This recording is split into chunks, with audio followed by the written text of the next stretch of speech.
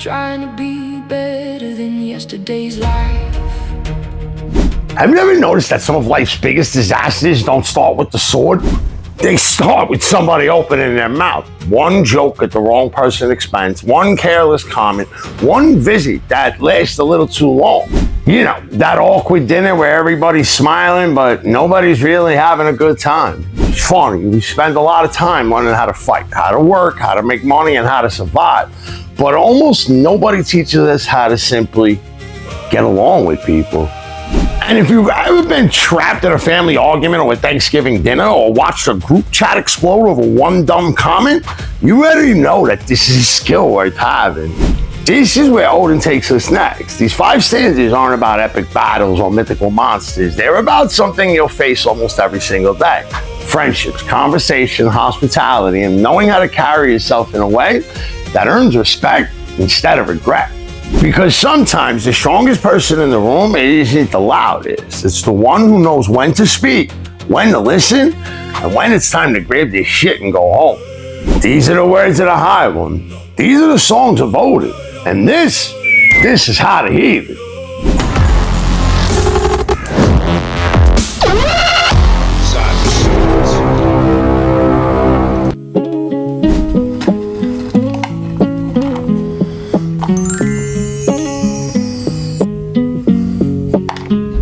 So far, Odin's been handing us a survival guide that has a lot less to do with swinging axes and a whole lot more to do with using your head.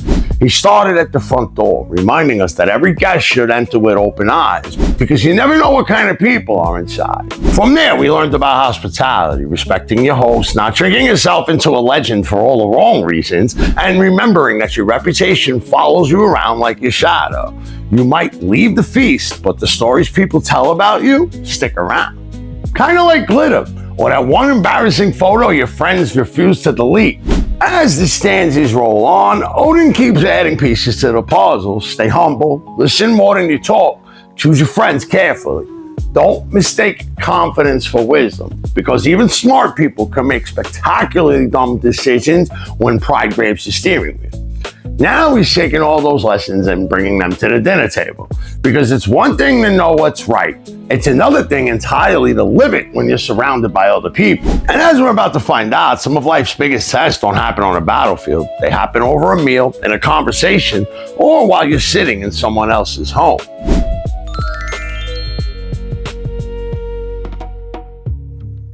If you're enjoying this journey through the Havamal and you want to dig even deeper, be sure to check out my book, The Modern Havamal. It's the same timeless wisdom, but written in plain modern English, so you can pick it up and read it like Odin's talking across the table from you, instead of across 1,000 years. And if you'd like to support the channel, swing by the shop. We got the handcrafted Norse cutting boards, beard oil, soaps, and plenty of other gear made for folks who love this way of life. If you're looking for a place to keep the conversation going, join us over on the Discord. It's a great community where people ask questions, share ideas, and occasionally prove that Odin was absolutely right about how people behave. Now, let's pull up a seat at the feast, because the first lesson today has nothing to do with what's on the table. It has everything to do with what comes out of your mouth when someone isn't around to hear it.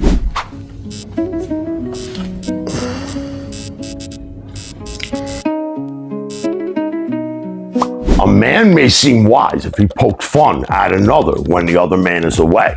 But the man who talks behind another man's back is a fool, even if his listeners left. Our first translator today is Dr. Jackson Crawford.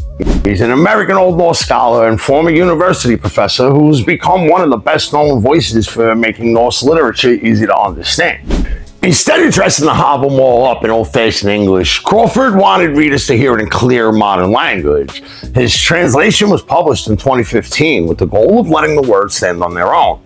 Star Wars: The Force Awakens is packing movie theaters. Game of Thrones has everyone arguing on who will end up on the Iron Throne. Adele's Hello is everywhere. Smartphones aren't a cool new gadget anymore. They're glued to everybody's hand. Social media has become the town square where one post, one tweet, or one rumor can circle the globe before lunch.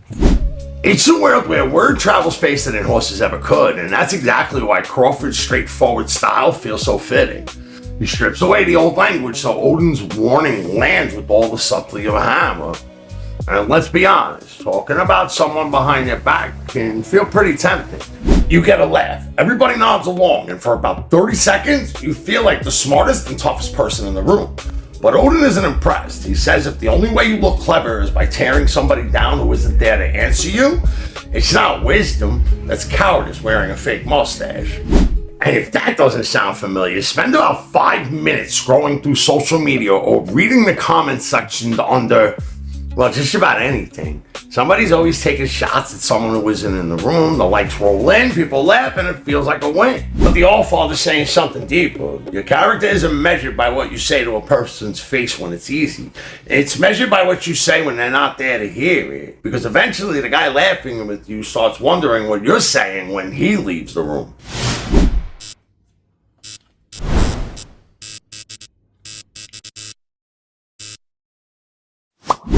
Oft though their hearts lean towards one another, friends are divided at table.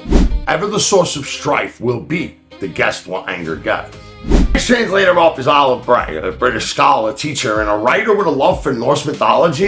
His translation of the Hávamál was published in 1908, during a time when many English readers were discovering the Icelandic sagas for the first time. Bray had a gift for making these old poems feel grand and poetic without losing the wisdom tucked inside. 1908, the streets are filling with the rumble of early automobiles. Plenty of folks still get around by horse and carriage. Gentlemen wear suits and hats nearly everywhere they go. Women stroll through town in long dresses with impossibly large hats decorated with feathers. Silent films are beginning to capture people's imaginations. The Wright brothers have recently proven that powered flight is possible. And archaeologists are uncovering ancient civilizations that seem almost mythical. It's a world caught between the old and the new, and Bray's translation carries that same feeling. It has one foot in history and one foot reaching towards modern readers. This one always makes me smile because it's so human. Odin basically says that even good friends can butt heads when they're sharing a table. Maybe somebody takes the last piece of bread. Maybe one person talks politics at Thanksgiving. Maybe Uncle Bob decides this is the perfect time to explain why everybody else in the room is wrong. Suddenly, dinner turns into a full contact sport. The lesson isn't that your friendships are weak, it's that people are people. Put enough personalities in one room, and sooner or later, somebody's gonna get annoyed. Hospitality isn't about pretending conflict never happened. It's about handling those little moments with patience instead of pouring lamp oil on the fire. Sometimes the wisest thing you can do isn't winning the argument. It's passing the potatoes and letting everyone else enjoy the meal.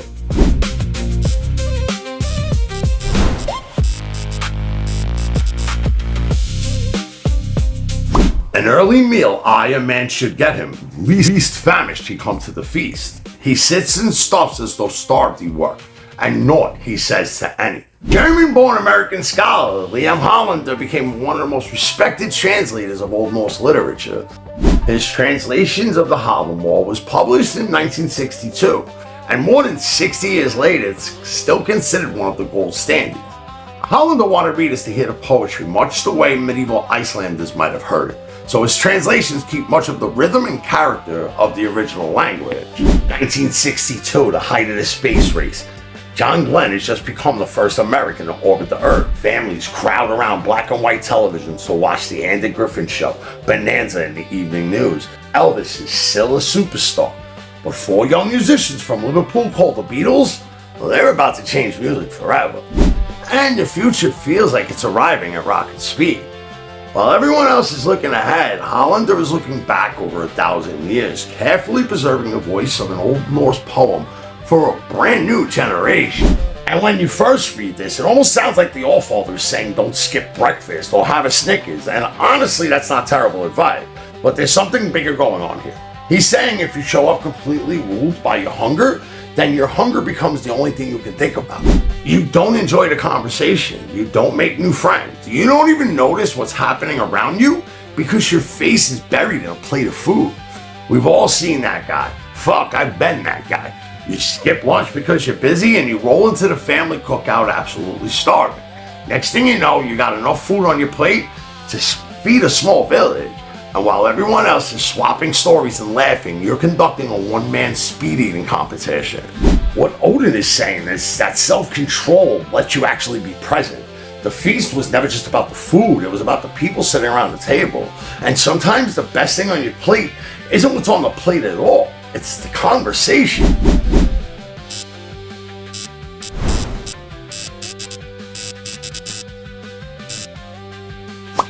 To a false friend, that footpath winds through his house beyond the highway. To a sure friend, there is a shortcut. Now, this translation comes from an interesting team. W.H. Auden, one of the most celebrated English poets of the 20th century, and Paul B. Taylor, a scholar and translator of Old Norse literature. Their translation of the Hávamál was published in 1969, and Auden brought the ear of a poet while Taylor brought the knowledge of the language. Together, they created a version that feels both literary and surprisingly approachable. Now, 1969, Neil Armstrong is taking humanity's first steps on the moon.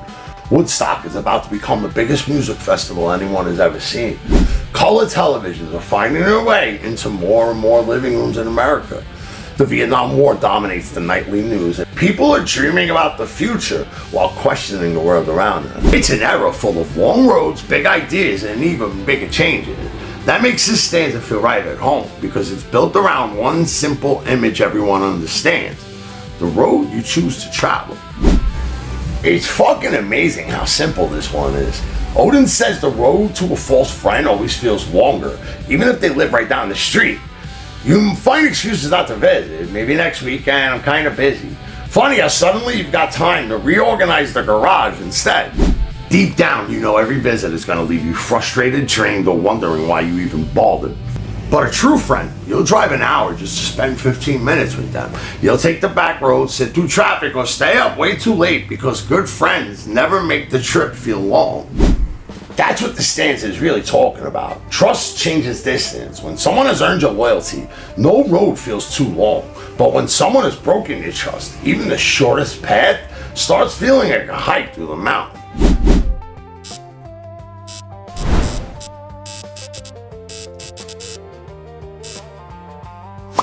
One must go, not always be a guest in one place. A loved man becomes loathed if he stays for long on the floor of another. Final translator today is Edward Pettit, a British medieval scholar and one of today's leading experts on Old English and Old Norse literature. His translation of the Hávamál was just recently published in 2023, making it one of the newest English translations available. Pettit blends careful scholarship with language that's easy for modern readers to follow, giving us a fresh look at words that have been around for nearly 1,000 years. All this at a time where AI is suddenly everywhere. People are asking chatbots to write essays, plan vacations, and even help them make dinner. Taylor Swift's Eras Tour is breaking records around the world. Streaming has all but replaced cable for many families, and social media can turn an ordinary person into a celebrity overnight. This is a world that's more connected than ever. And yet Odin's advice still lands just as hard as it did a century ago. I think every host who's ever had company over has read this stanza and said, finally somebody gets you. All Father isn't saying you don't visit your friends. He's saying there's an art to being a good guest. Stay long enough that people are happy you came. Don't stay so long they're checking the clock, washing imaginary dishes, or suddenly say, well, got an early morning tomorrow. There's an old saying, leave them wanting more. That's exactly what Odin is getting at. The best guests know when it's time to head home. They leave while the stories are still good, the laughter is still fresh, and everyone's already looking forward to the next visit. Because if you overstay your welcome, even your best friends might start wondering if they need to fake a power outage just to get you out the door. Well, one I had a way of saying a lot with a little, and this one might have saved more friendships than we'll ever know.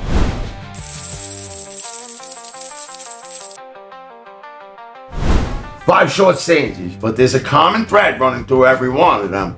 The old father isn't teaching us how to win arguments.